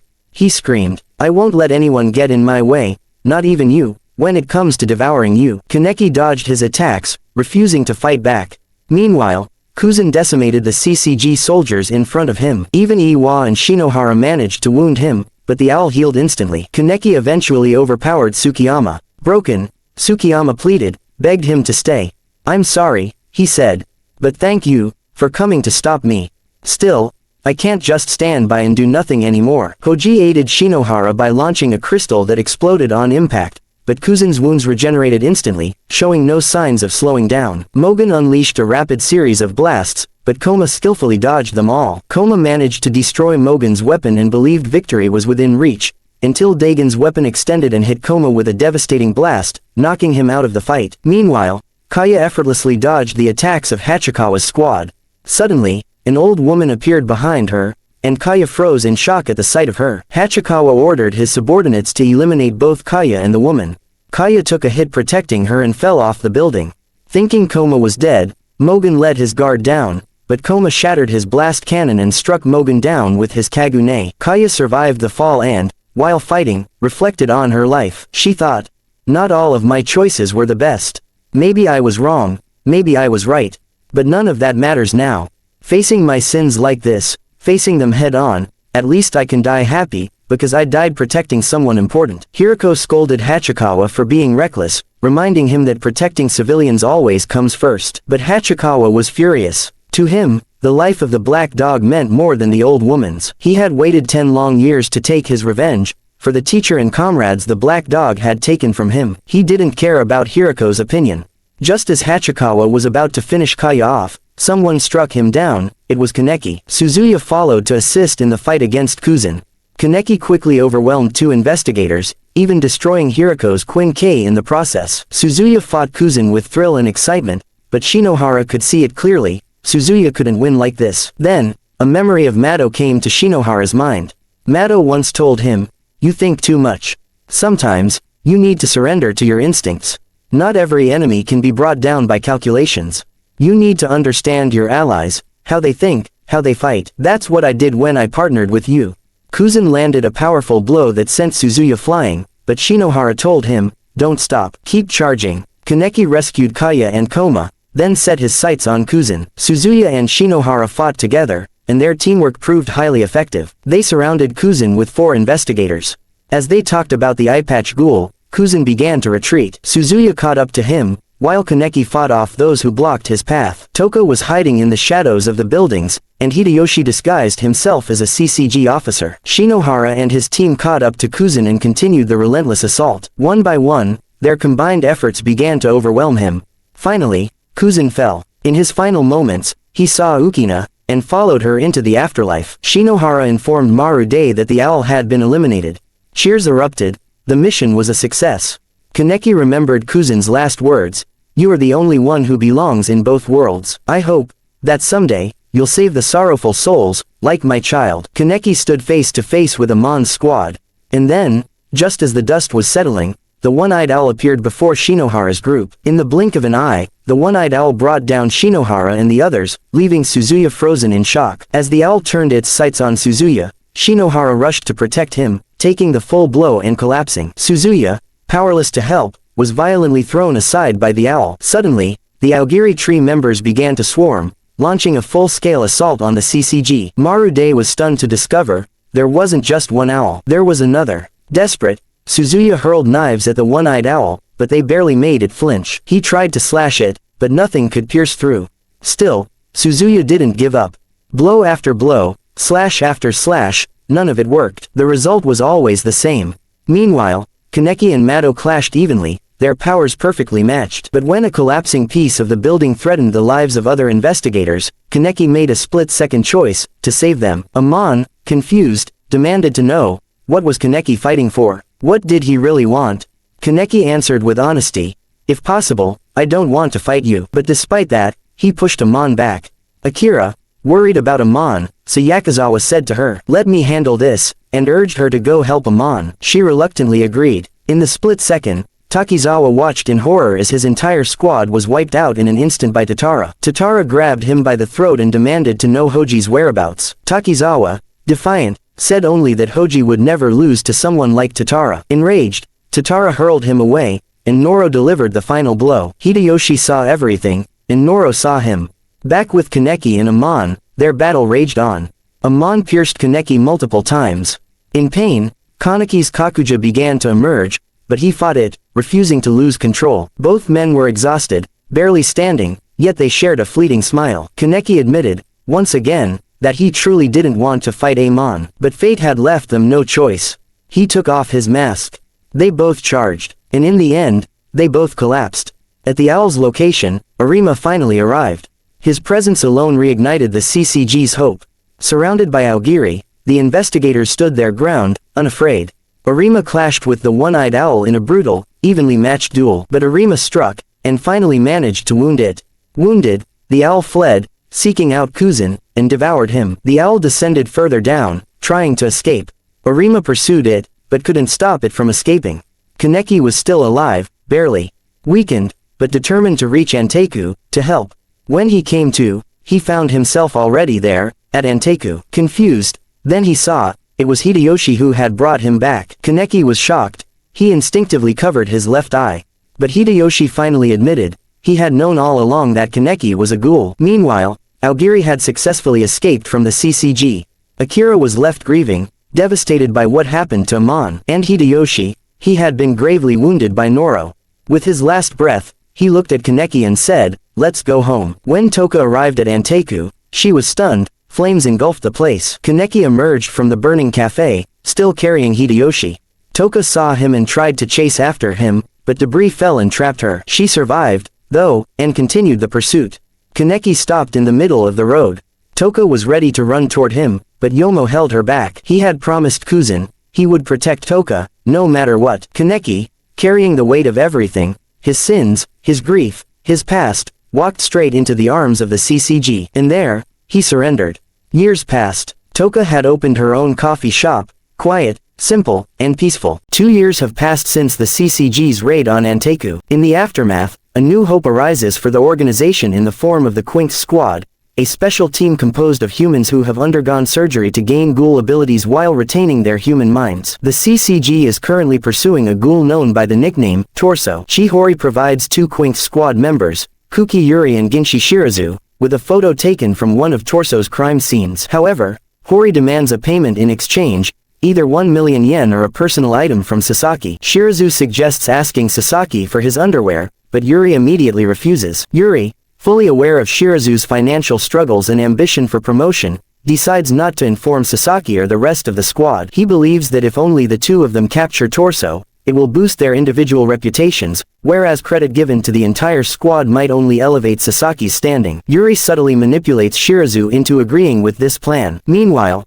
Sasaki is aware that Yuri and Shirazu are conducting a solo investigation. He discreetly asks Toru Matsuki, another Quinx Squad member, to team up with him in hopes of getting ahead of the others. The next day, Sasaki and Matsuki visit the Cochlea, seeking information from the imprisoned priest Donato Porpora. Sasaki explains that Torso's crime scenes are scattered, his victims are all women, and he always takes their torsos. Donato deduces that Torso likely uses a car for his crimes, possibly working as a taxi driver to blend into society and avoid suspicion. Yuri and Shirazu successfully trade Sasaki's underwear to Hori in exchange for more photos of Torso's predation sites. Separately, Sasaki and Matsuki split up to investigate various hospitals. During the search, Matsuki spots a suspicious taxi, rushes to it, and gets in. Meanwhile, Yuri and Shirazu receive an alert on Yuri's phone. Matsuki has identified Torso's vehicle. They hurry to the location. Inside the taxi, Torso suddenly strangles Matsuki. Matsuki fights back, stabbing him in the eye and hand, but Torso overpowers and brutally beats him. As he continues the assault, he spots the incoming investigators and tries to escape. Shirazu uses his Kagune to try and flatten the taxi's tires but misses. Police officers arrive to assist,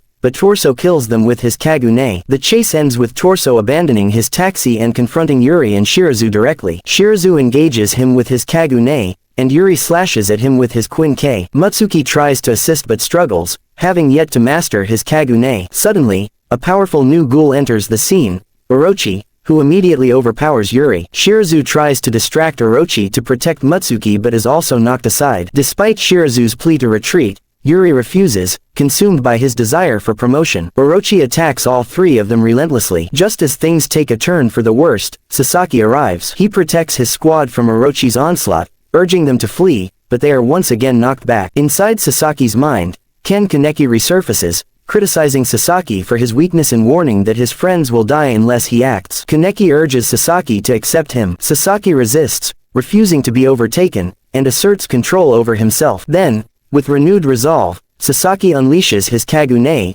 ready to face the threat and protect his squad. Orochi's Kagune was destroyed by Sasaki, but it regenerated quickly. Orochi then swiftly moved in front of Sasaki and kicked him hard. Sasaki tried to fight back using his Quin-K and Kagune, but Orochi easily dodged it and continued to assault him with a series of kicks. Kaneki's voice echoed in Sasaki's mind, waking him up. As Sasaki stood back up, Shirazu and Mutsuki wanted to assist, but Sasaki held them back. Mutsuki noticed that something had changed. Sasaki seemed like a completely different person. Regaining control, Sasaki destroyed Orochi's Kagune and relentlessly stabbed him. During the fight, Orochi's mask came off, revealing a second face on the back of his head, Nishiki. Upon seeing Sasaki, Nishiki immediately recognized him as Kaneki. Sasaki, however, was overwhelmed with confusion. He couldn't remember who Nishiki was, but fragments of his memories began to surface. The pain in his head intensified. More CCG investigators arrived, forcing Orochi to escape. Hiriko told the others not to pursue him.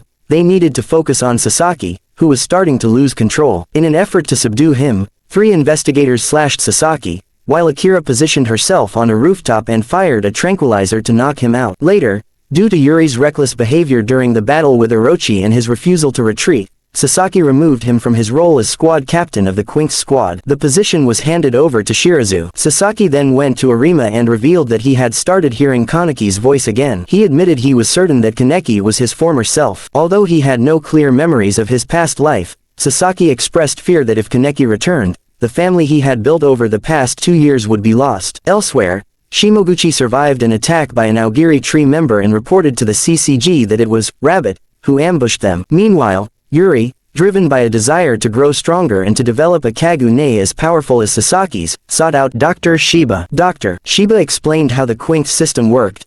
A ghoul's kakaho is implanted into the body, and their power is regulated through 5 frame stages. Yuri was currently at frame 2, with only 40% operational capacity. Although unlocking more frames would increase his power, Dr. Shiba warned against it. Ignoring the risks, Yuri insisted. Dr. Shiba reluctantly gave him a permission form that needed signatures from both the chief and Sasaki. Yuri secretly forged Sasaki's signature using a signature stamp. Later, Shirazu and the others learned that the Quinx squad was no longer assigned to the Torso investigation, as he was now considered possibly affiliated with Aogiri Tree. The S1 to S3 ranks would handle the case. Instead, their next target was a ghoul with the alias Nutcracker. While discussing Nutcracker, Sasaki caught the scent of something delicious. The group decided to go for coffee, and unknowingly entered the cafe owned by Toka. A wave of shock filled the air when Sasaki and Toka came face to face. Meanwhile, Yuri underwent surgery to increase his frame level. Back at the cafe, Toka served Sasaki and the others a cup of coffee. The moment he tasted it, a memory stirred.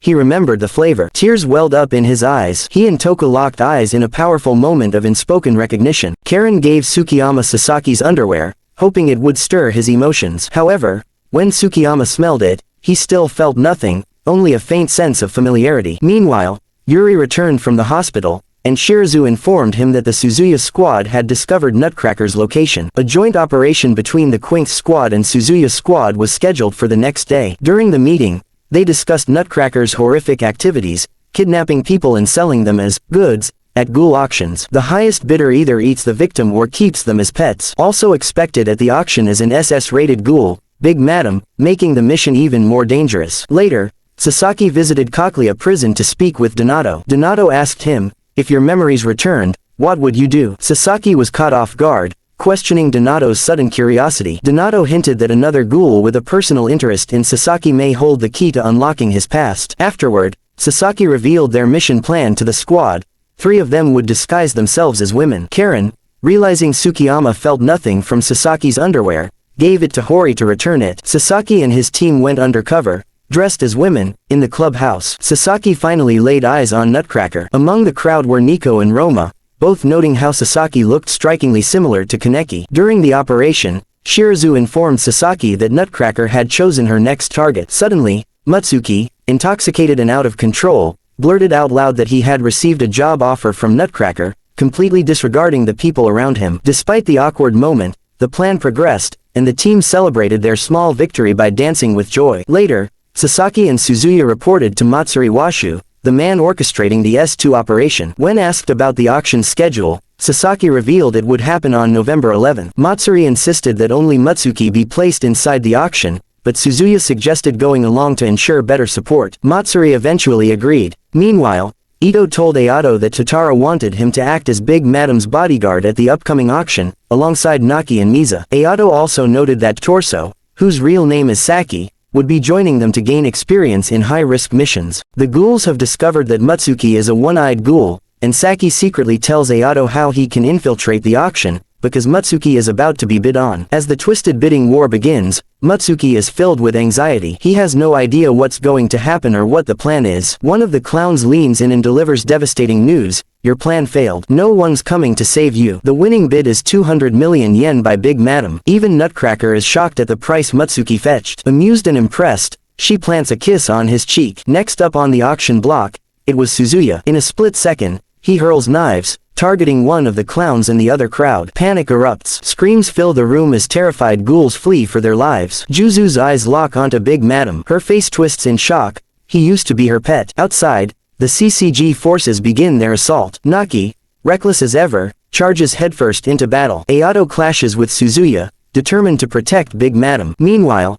Saki and Hinami navigate through the chaos, and Saki spot Mutsuki with Nutcracker. Realizing the chaos could be his only chance, Mutsuki gathers his courage. With a powerful kick, he strikes Nutcracker and breaks free. He escapes into the shadows, hiding, but not for long. Karen finds him. Naki and Miza overpower several CCG officers, but reinforcements arrive. Akira and her squad join the fray. Meanwhile, investigator Shimoguchi warns his overconfident comrade not to be reckless. But arrogance leads to death. The clown he injured was only pretending to be weak, and strikes back, killing him instantly. Shimoguchi, Takomi, and Kuramoto charge in, but another clown appears. Back with Mutsuki, Karen slashes him, planning to present him as an offering to Tsukiyama. But out of nowhere, Saki attacks Karen. He brutally beats her, and in the scuffle, Mutsuki recognizes him. He was Torso. Mutsuki runs, terrified, but Karen won't let him escape. She uses her Kagu-ne to stab him. Then she turns on Saki, relentlessly beating him, buying Mutsuki just enough time to flee once more. Elsewhere,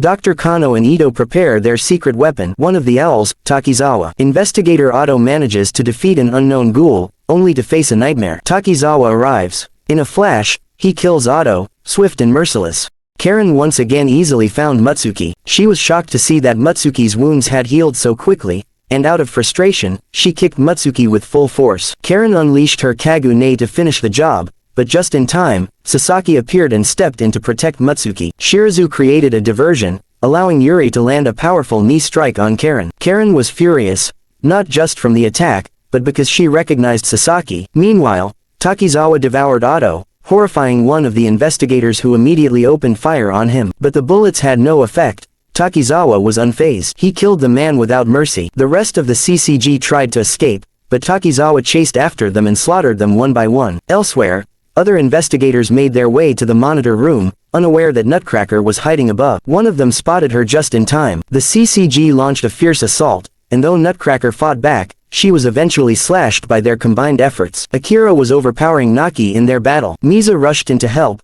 but the other CCG members opened fire on Naki. Just before he was hit, Gagi and Guge shielded him with their bodies. Their sacrifice was devastating. Both Gagi and Guge died on the spot, and Naki broke down in tears over their loss. Hinami, using telepathy, told Ayato that Naki was losing and needed help. But Ayato, standing guard over Big Madam, said he couldn't leave his post. He had to protect her. Back in the fight against Karen, the three joined forces. Karen grew more agitated, blaming Sasaki for Tsukiyama's current suffering. Yuri and Shirazu managed to land slashes on her. But just as they had the upper hand, Matsume arrived and rescued Karen. Yuri tried to chase them down, but Matsume blocked the path with her Kagune, allowing them to escape. Oshiba found himself trapped. Nutcracker had set a Kagune snare in the ceiling. She ambushed and slaughtered more CCG members. Oshiba managed to contact his allies outside, warning them that Nutcracker possessed a compound Kagune. But it was too late. Nutcracker crushed his testicles in a brutal scene. Shirazu attempted to destroy the Kagune traps, but they wouldn't break. Matsuri informed Sasaki that the entire Oshiba squad had been wiped out by Nutcracker and ordered the Quinx squad to handle her. Because Matsuki was badly injured, Sasaki told him to sit the fight out. Yuri was assigned to assist Matsuki in exiting the building safely. Matsuri also tried to contact the Auto squad, but by then, Takizawa had already begun devouring them. One investigator recognized him. It was Takizawa, their former mentor. He recognized Togi too, and killed him without hesitation. Yuri and Matsuki, while navigating the aftermath, noticed something strange. The bodies they passed belonged to both Aogiri and investigators, but the masked crowd from earlier was nowhere to be found. Yuri spotted something suspicious in the auction hall. There was a basement. He asked Matsuki if he was willing to investigate, warning him that if they encountered enemies, they'd retreat immediately. Naki was still grieving over Gagi and Guge. Despite being surrounded by investigators, he was spared. Ayato had arrived and wiped them all out. Yuri and Matsuki's suspicion was correct. The basement was full of ghouls, and Suzuya was already there. Suzuya wanted to report to HQ, but Yuri lied, saying the communicator wasn't working. He didn't want anyone else taking credit for the battle, especially since Suzuya had already claimed half. Yuri and Suzuya descended into the basement, cutting through Aogiri members as they went. Meanwhile, up above, Matsuki was ambushed. A clown shattered Takomi's Quinque and slammed him into a wall. The clown tried to eat him, but Takomi fought back, strangling the clown until he died. Hiriko's opponent, another clown, changed his face to look like Arima. But Hiriko didn't hesitate. He slashed the clown's face, even though the wound healed almost instantly. Back in the basement, Yuri was thrilled with his newfound strength. Matsuki pointed out Big Madam's location, and Yuri rushed in to face her, but she easily knocked him aside. When Matsuki arrived, she found Big Madam devouring Yuri. Sasaki and his squad finally reached the remnants of the Oshiba squad. Only Hayashimura had survived. Then Takizawa showed up. Sasaki intercepted his attack, and Takizawa immediately noticed something. Sasaki's blood. It reminded him of Ito. Takizawa launched a brutal attack, and though Sasaki managed to stab him, it barely fazed Takizawa. He even sliced through Sasaki's Kagune like it was nothing. Sasaki, realizing the danger, ordered the others to escape while he distracted Takizawa. Takizawa dragged Sasaki to the rooftop, hurling him across the edge and into the auction hall below. Meanwhile, Shirazu and the others arrived at Nutcracker's location. Shirazu launched the first attack, leaping toward Nutcracker, but it was a trap. He got caught in her Kagune, helpless. Just as she was about to finish him off, Hayashimura intervened, slicing through the Kagune and saving him. The two teamed up against Nutcracker, barely surviving as she nearly crushed Shirazu's testicles. He was pinned near a post, narrowly dodging another trap. When he saw the Kagune, he recognized it instantly. Shirazu tapped on the nearby posts, sensing where the traps were hidden. Elsewhere, Matsuki tried to help Yuri, but he was ambushed by Big Madam's guards. Yuri was nearly killed but managed to force open Big Madam's monstrous jaws and escape. In a chilling turn, he unleashed his Kagune, now wild and deranged, and crushed two of Big Madam's henchmen in an instant. He was in frame 4, more powerful than ever, and stunned by his own strength. But power wasn't enough. When Big Madam attacked, she overwhelmed Yuri, beating him mercilessly. Frustrated and crying, Yuri couldn't understand why he was still weak despite trying so hard to grow stronger. In a fit of anger, he punched Matsuki. But instead of retaliating, Matsuki released his Kagune, embraced Yuri, and reminded him, he's not alone. Big Madam prepared to take Matsuki and kill Yuri, but just in time, the Suzuya squad arrived. Back with Shirazu, he pleaded for Saiko's help, but she was too afraid to fight. So, Shirazu used Sasaki as his reason to convince her. He told her, if we don't stop Nutcracker now, Sasaki will die. Together, they lured Nutcracker to the ceiling, trapping her in her own Kagune traps. With one powerful move, Saiko ended the fight. Shirazu delivered the final blow, and in her last breath, Nutcracker whispered that if only she had money, she would have wanted to be beautiful. Meanwhile, the Suzuya squad was gaining ground against Big Madam. As Suzuya stared her down, He calmly said, "All I've received from you are wounds, but I've never hated you." Enraged, Big Madam snapped and revealed the cruel truth. She never loved Suzuya. She raised him because he had a beautiful body. Nothing more. Suzuya's squad delivered the finishing blow, ending Big Madam once and for all. As she spit out her final, painful words, one of the squad members gently covered Suzuya's ears, sparing him from her last cruelty. Back in the auction hall, Takizawa began strangling and stabbing Sasaki, toying with him, enjoying the suffering. In a control room above, a man broadcasted the sound of Sasaki's agony through the speakers. Psycho found the CCTV feed, and what she saw horrified her. Elsewhere, Akira asked Matsuri who Sasaki was fighting, but Matsuri didn't answer. He didn't care. All he wanted was for Sasaki to buy them more time. Takizawa, broken by the world, saw himself in Sasaki. He mocked him. No matter how loud Kaneki's soul screamed, no help was coming. Takizawa understood too well what it felt like to be used by the CCG and discarded like garbage. He prepared to land the killing blow, but Hinami arrived, saving Sasaki in the nick of time. She begged Takizawa to help Ayato and the others, but he refused and attacked them instead. Hinami fought to protect Sasaki, even though he no longer remembered her. She stabbed Takizawa repeatedly, but he was unfazed. He unleashed his monstrous Kakuja. Hinami was flung back. Takizawa was now uncontrollable, consumed by madness. Still, Hinami stood her ground, ready to protect Sasaki, even if it meant her death. But Sasaki stopped her. "Don't protect me anymore," he said. "I'm not the person you knew." Even if his body belonged to Ken Kaneki, he was Heisei Sasaki now. But in that moment, Sasaki accepted the truth. He embraced Ken Kaneki within him. Now, as both Sasaki and Kaneki, he would fight, not just to survive, but to protect everyone he cares about. And so, the battle between Takizawa and Sasaki began on equal ground. Arima's squad finally arrived at the auction hall, and in that moment, Hinami knew this was where her life would end. Surrounded, with no way out, she had accepted her fate. But just when all hope seemed lost, Sasaki stepped forward. He pleaded with Arima, asking to take custody of Hinami himself. Arima silently agreed and walked away. As more CCG investigators began flooding into the scene, the remaining ghouls realized they were outmatched. One by one, they began to retreat, abandoning the auction house. Karen tells Tsukiyama's father, Mirumo, that Tsukiyama has been eating indiscriminately and has completely lost control of his Kagune. She fears that if this continues, Tsukiyama will eventually fall apart. Just then, the maid informs Karen that Tsukiyama is having another violent episode. Karen rushes to his side and manages to restrain him so he can be injected and calm down. When Tsukiyama regains consciousness, he apologizes to Karen. Seeing the state he's in breaks her heart. He pleads with her to always watch over the Tsukiyama family in his place. Meanwhile, Ayato wants to rescue Hinami from the Cochlea detention facility, believing Aogiri Tree still needs her. However, Tatara strongly disagrees, saying it's far too dangerous. Escaping from Cochlea once was already a miracle, but a second time would be impossible. To Tatara, the members of Aogiri are nothing more than pawns, and Hinami can easily be replaced. Later, Hori gives Karen something that might help save Tsukiyama. The Quinth Squad's next mission is to exterminate a ghoul organization known as Rizz. The CCG successfully trapped several members of the organization. Matsume uses her detachable Kagune to try to escape, but investigator Ihei appears behind them. At Yuta's mask shop, Sasaki arrives to return the eye patch once worn by Kaneki, which was sent from his address. Yuta admits he may have mistakenly sent it to the wrong place, but denies sending a certain book. Sasaki notices something strange about Yuta's eye, but Yuta brushes it off as just a tattoo. Yuta then returns Kaneki's old mask to Sasaki. When Sasaki asks if a mask can be custom-made, Yuta confirms that it's possible. Back on the battlefield, Ihei skillfully dodges Matsume's attacks and destroys her detached Kagune. Matsume tries to get close, but Ihei is relentless. She lands a clean cut on her. Meanwhile, Kojima captures Yuma, forcing Matsume and the others to retreat. Matsume apologizes to Mirumo for Yuma's capture, and Eliza is devastated. Yuma is her lover. Karen gives Tsukiyama the photo Hori had handed her. It's a picture of Sasaki. Tsukiyama breaks down in tears. Seeing Sasaki sparks something deep within him, curiosity, emotion, and perhaps, hope. Tsukiyama was filled with excitement. He had finally found Kaneki.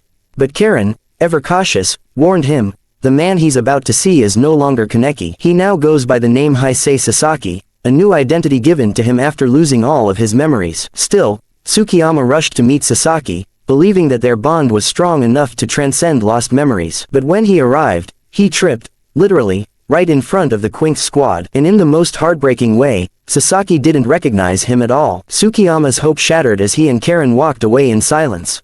Later, the Quinx squad visited Yuta's shop to get new masks. They were about to go undercover in the Ghoul world, and disguises were necessary. As Yuta took their facial measurements, Shirazu asked Sasaki if he had official permission for this mission. Sasaki admitted he was going to inform the higher-ups, but hadn't yet. When Sasaki finally told investigator Kori about the plan to pose as ghouls, he didn't approve immediately. Sasaki understood his hesitation and left.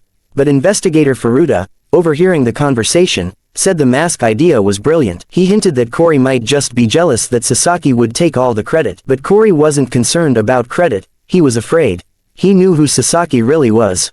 He knew he was a ghoul, and feared how dangerous he could become if he ever lost control. Meanwhile, investigator Kojima sent a disturbing video to Mirumo, showing Yuma in captivity. Despite being tortured, Yuma refused to speak.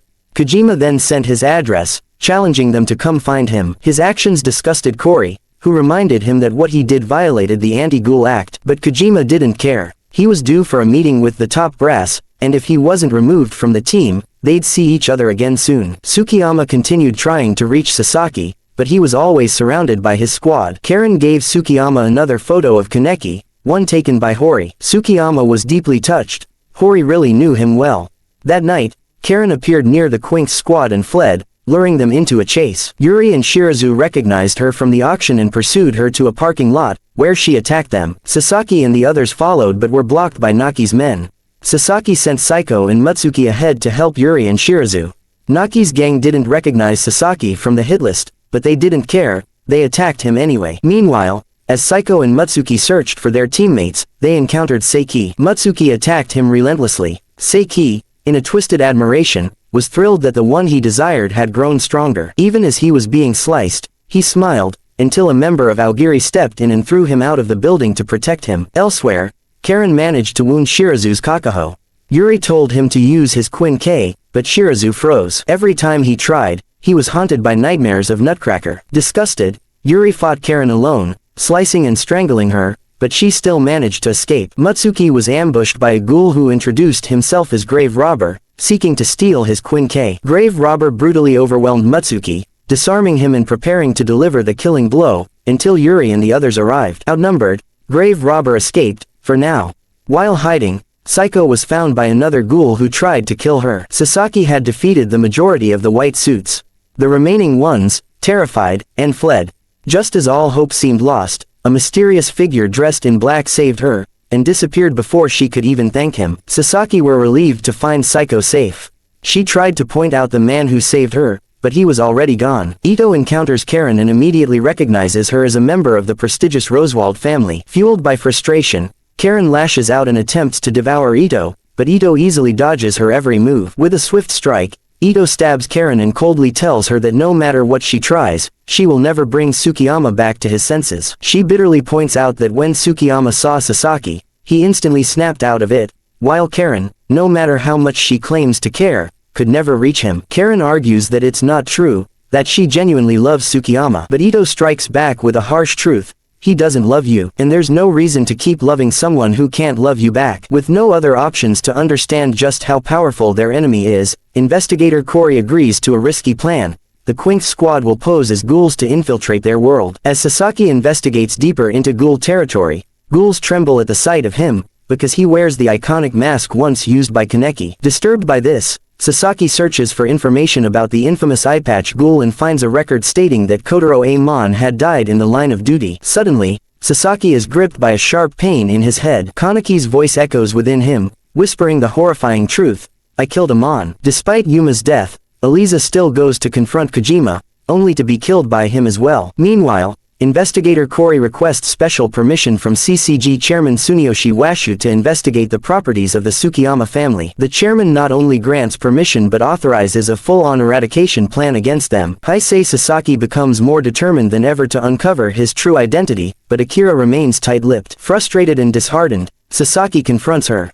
In a rare moment of warmth, Akira embraces him and gently says, "You are who you are. Names don't matter." Elsewhere, Mirumo gives his son a cup of coffee, secretly laced with a sedative. He orders Matsume to stay by Shu's side as a guardian. When the CCG arrives at their mansion, Mirumo confesses to Kori that his servants, though ghouls, lived quietly among humans. He pleads for them to be allowed to live out their final moments in peace. The CCG captures the Tsukiyama family head far too easily, and Sasaki senses something's off. Investigator Matsuri suspects a trap and begins to wonder, who are they really protecting? Why make the head of the family the decoy? Suspicious, he asks for a list of all Tsukiyama group properties. Shu finally wakes and asks Matsume about his father. She explains that Mirumo stayed behind at the mansion with several servants, choosing to buy time so Shu and the others could escape. The family's social power is gone, the Tsukiyama legacy, effectively over. Shu is devastated. The sacrifice reminds him of what Kuzan, Koma, and Kaya once did. He orders Matsume to turn back, but she refuses. With solemn determination, she tells him that their failures led to this end, but as long as Shu lives, the history of the Tsukiyama family can continue. You are the next family head. Shu has no choice but to accept the burden.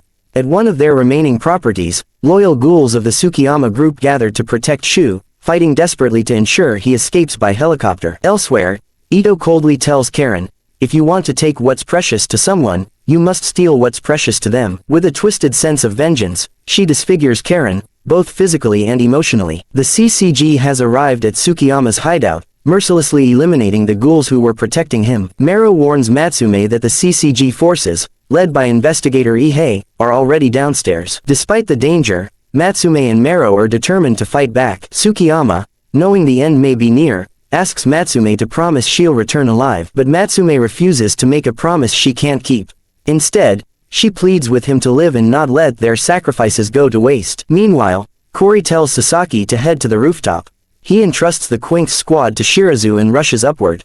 When Sasaki arrives at the rooftop, no one's still there. Down below, Matsume and Mero cross paths with Ihei. Tsukiyama finally reaches the rooftop, only to witness the CCG destroy the helicopter that was supposed to be his escape. When Kori asks Sasaki for an update, he lies, saying no one's there yet. Sasaki confronts Tsukiyama and urges him to surrender. But Tsukiyama refuses. He kicks Sasaki, declaring he won't give up, not after his entire family gave their lives for his survival. Elsewhere, the Shimoguchi squad encounters Karen. In a flash, she slices off Shimoguchi's left hand. Though Shimoguchi resists their help, his subordinates protect him, sacrificing their lives before his very eyes. Ihei wounds Matsume, but she refuses to fall not until Tsukiyama is safe. In a critical moment, Ihei slips on blood, and Matsume pierces him with her blade. At the same time, the Quinks and Ito squads face off against Noro. He's unstoppable, instantly killing two members. He sets his sights on Saiko, but Takomi shields her. Yuri manages to wound Noro's Kagune, and Mutsuki holds him in place. Shirazu detonates an explosive Quink, and Saiko lands a devastating hit, slicing Noro in half. But even after all that, Noro regenerates. He smashes Kuramoto, crushing his ribs. Back in the fight with Matsume, Ihei calls for Okahira's Quin K and launches a massive blast. Mero charges in, but Ihei switches targets and slices him in half. Just as Ihei thinks it's over, Mero, still alive despite being halved, delivers a final slash, severing Ihei's head. Kojima mourns Ihei's death and prepares to kill Matsume, but Mero, barely clinging to life, stabs him. Matsume cuts off Kojima's right hand, slashes him repeatedly, then kicks him onto his own chainsaw. But Matsume isn't done. She stabs Kojima again and again. When she charges Furuta, he uses a fellow CCG member as a shield. Then, Furuta blinds Matsume, seizes the chainsaw, and brutally kills her without mercy. On the rooftop, Sasaki studies Tsukiyama's movements as they clash. They attack at the same time, but Tsukiyama is defeated. He pleads with Sasaki to kill him, but Kaneki's voice echoes in Sasaki's mind, telling him not to. Suddenly, Karen strikes, slicing Sasaki's right hand. Tsukiyama is shocked by Karen's appearance. No matter what the Quinks or Ito squads do, Noro won't die. His regeneration is relentless. They need something stronger. Shirazu decides to use his powerful Quin K. Everyone works together to distract Noro while Mutsuki restrains him. Shirazu unleashes his Quin K and gave a massive explosion. One investigator drives a weapon into Noro's face to make sure he's dead. But then, even in death, Noro's Kagune erupts from his mangled body, striking everyone nearby. Back on the rooftop, Karen strangles Sasaki. In that moment, Sasaki sees Arima in his mind and awakens. He decapitates Karen, but she regenerates. He stabs her again and sends her flying. Sasaki prepares to end it, but Tsukiyama intervenes. He tells her to escape. The one-eyed owl arrived at the battlefield, swiftly destroying the helicopter that carried Matsuri. Though the explosion sent Matsuri plummeting down, he miraculously survived. The owl then flew to where Sasaki were. Karen followed up by viciously kicking Sasaki twice, then repeatedly stomping on him. Inside Sasaki's mind, the child version of Kaneki appeared. The boy quietly confessed that he once believed Sasaki would save him, but instead, Sasaki reached for his neck, intent on killing him. Kaneki didn't resist. He was ready to die. But just as Sasaki was about to strike, the child spoke. "Don't you remember? Our mother was kind, too kind. She always put others before herself, even at the cost of her own well-being. That kind of kindness had consequences. It left them vulnerable, emotionally neglected, hurt. And yet, the boys still loved their mother. He wanted to die just like she did. But he couldn't. That was Kaneki's salvation." Sasaki fell into a deep sleep, and Kaneki rose again. Kaneki sliced off Karen's right arm and made his return. Now would you shut the hell up? Meanwhile, Kori was enraged over the death of Ihei, while Furuta pretended to mourn the loss of Kojima. Kaneki grabbed a steel rod and drove it through Karen's eye. He skillfully dodged her counterattacks, quickly repositioned behind her, and stabbed again. Then, Kaneki turned his blade toward Tsukiyama, and stabbed him too. While this was happening, Noro's overwhelming power pushed the rest of the squad to their limits. Shirazu stepped up, determined to protect his teammates. He bombarded Noro with a relentless barrage of explosives. But even then, Noro kept moving. That's when Yuri charged forward to end it. Shirazu, gravely wounded, could no longer see or hear the voices around him. Yuri and the others called to him in desperation, but it was too late. With his final breath, Shirazu entrusted his sister Haru to them, and then, he was gone. Elsewhere, Kaneki evaded Ito's attacks. He told her that her father, Kuzan, had wanted him to save her. He tried to land a blow, but missed. "Why would I save someone like you?" Kaneki asked. "You're trash." Ito, enraged, went all out in her assault. They battled across the tower, darting and leaping through debris and wreckage. Finally, they clashed at the very top. In one last exchange, Kaneki struck true. Ito fell. She smiled. "I liked you," she said. "Because you and we're the same." Kaneki split her body, and she plummeted down the side of the building. Later, Kori and her team reached the rooftop, only to find Kaneki calmly eating. He informed them that the owl had escaped, and was still alive. He confirmed that their suspicions were correct. The Tsukiyama family was connected to Aogiri Tree. Kaneki seized Tsukiyama, ready to finish him. He told Kori and the others to handle Karen. He dropped Tsukiyama from the rooftop, but Karen, desperate to save him, leapt after. Even though Tsukiyama didn't want her to risk her life, Karen chose to save him anyway. She threw him toward the trees to soften his fall, and died in the process. Kaneki then found Yuri and the others. Yuri was overwhelmed with anger because Sasaki couldn't come there sooner. But Kaneki, still carrying Sasaki's memories, told him, "This isn't my fault. You were the one fighting alongside Shirazu. If you're going to curse anything, curse your own weakness." That's what killed Shirazu. The CCG still pursued Tsukiyama, but he was saved by Toka, Yomo, Hori, and his father, Mirumo.